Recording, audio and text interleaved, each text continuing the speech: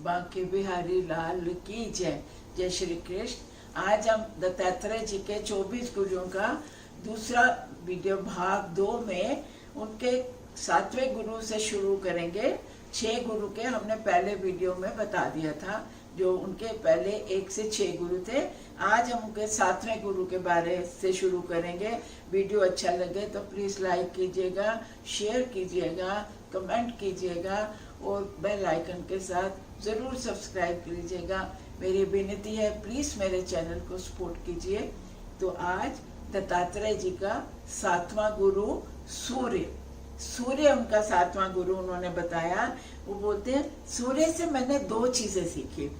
एक चीज, 8 महीने तक सूर्य देवता समुद्र, नदी आदि का पानी सुखाकर 4 महीने वर्षा ऋतु में पानी बरसा देते हैं।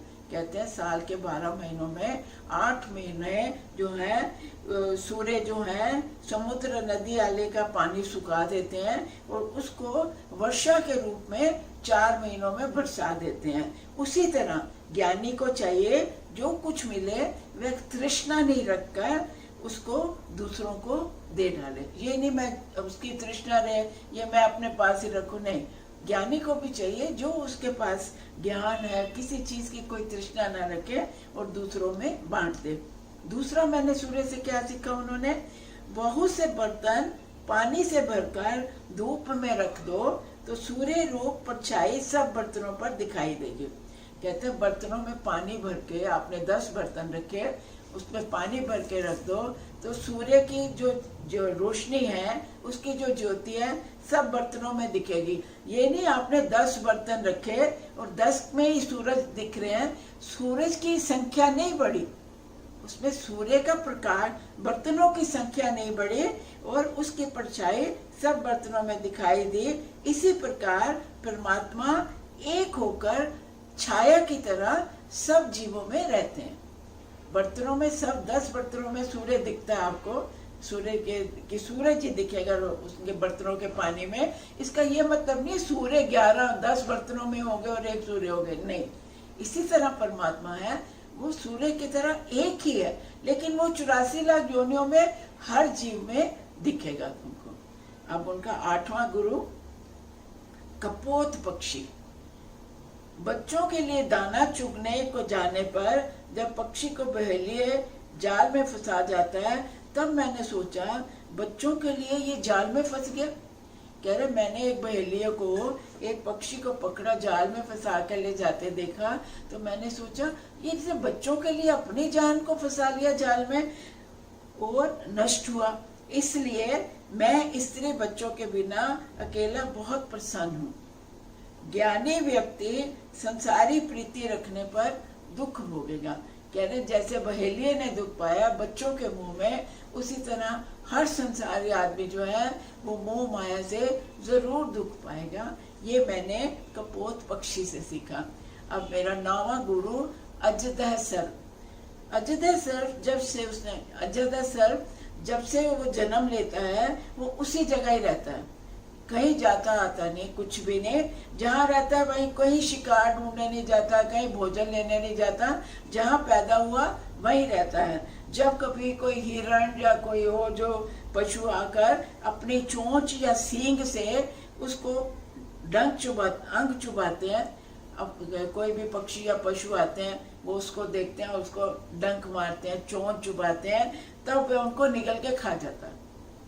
इसी तरह नित्य विष्णु भगवान उसका पालन करते थे और शाम के किसी दिन भूखे रहकर भी वह संतोष रखता था। किसी दिन भोजन नहीं मिला, कोई पशु पक्षी नहीं आया, तब भी वो संतोष रखता था, लेकिन विष्णु भगवान वो भोजन ढूंढने नहीं भी गया, फिर भी उसको भोजन प्राप्त देते थे। इसी दिन से मैंने किसी के घर भोजन मांगने छोड़ दिया। कहते मैं पहले लोगों के घर भोजन मांगने जाता था, लेकिन जब मैंने इस सर्प को देखा कि विष्णु भगवान तो ना भी दो तो तुमको भोजन जरूर देंगे, अगर ना भी मिला किसी दिन तो संतोष करो, उनको सबका ध्यान रहता है, तो मैंने संतोष रखता था। उसी दिन से मैं किसी के घर भोजन मांगने नहीं जाता। जो कोई भगवान बिना मांगे भेज देते हैं उसे खाकर प्रसन्न रहता हूँ और फिर उत्तम मध्यम भोजन। मैंने कभी, जब भी मेरे को जिस दिन भी भोजन मिला, मैंने कभी नहीं ये सोचा इसका बड़ा स्वाद है, ये बड़ा उत्तम है, ये बड़ा मध्यम है, ये बड़ा निकृष्ट भोजन आज मेरे को मिला।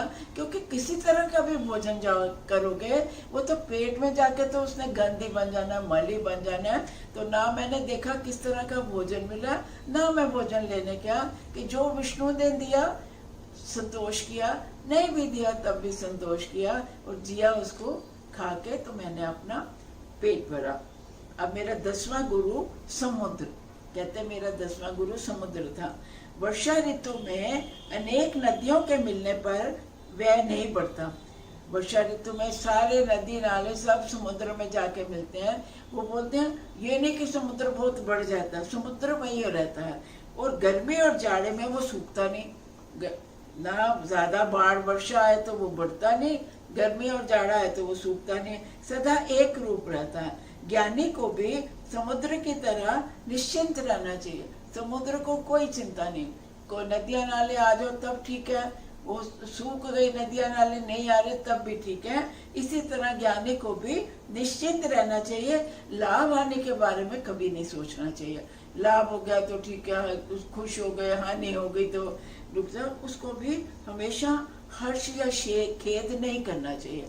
चाहे लाभ हो तो खुश नहीं होना चाहिए, हानि हो जाए, नुकसान हो जाए तो खेद नहीं करना चाहिए। मेरा 11वां गुरु पतंगा है।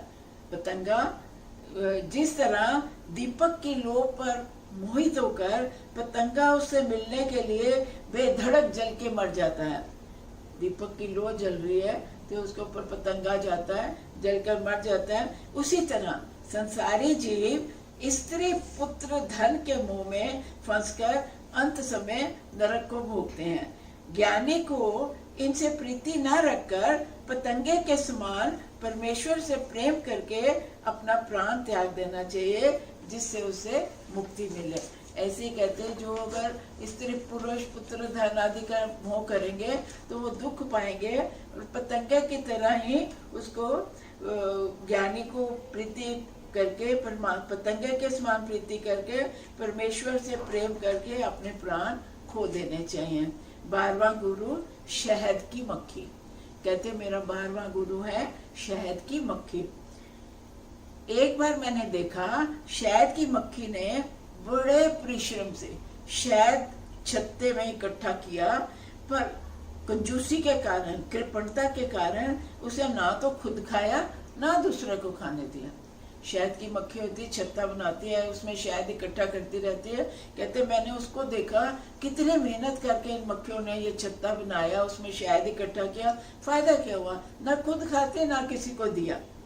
तभी एक मुसहर होता है जो शहद का छत्ता तो जला के उसमें से शहद निकाल के ले जाता है। एक बार मैंने मुसहर सब मक्खियों को एक बार शहद, उसी शहद को मुसहर सब मक्खियों को जलाकर छत्ते से निकाल कर ले गया। तब मैंने ज्ञान प्राप्त किया कि यही दशा द्रव्य इकट्ठा करने वाले लोगों की होती है, कि जो धन इकट्ठा करते रहते हैं उनका हाल भी मक्खियों की तरह ही होता है, कि कोई भी जलाकर कोई भी परेशान करके उनसे लेके चला जाता है। ना वो उस धन का खुद प्रयोग करते हैं ना किसी को प्रयोग करने देते हैं। तो ये आज हमने 7 से 12 तक हमने उनके गुरु पढ़े। 7वां गुरु सूर्य, 8वां गुरु कपोत पक्षी, 9वां गुरु अजगर सर्प, 10वां गुरु समुद्र, 11वां गुरु पतंगा, 12वां गुरु शहद की मक्खी। जय श्री कृष्ण, जय श्री कृष्ण, जय श्री।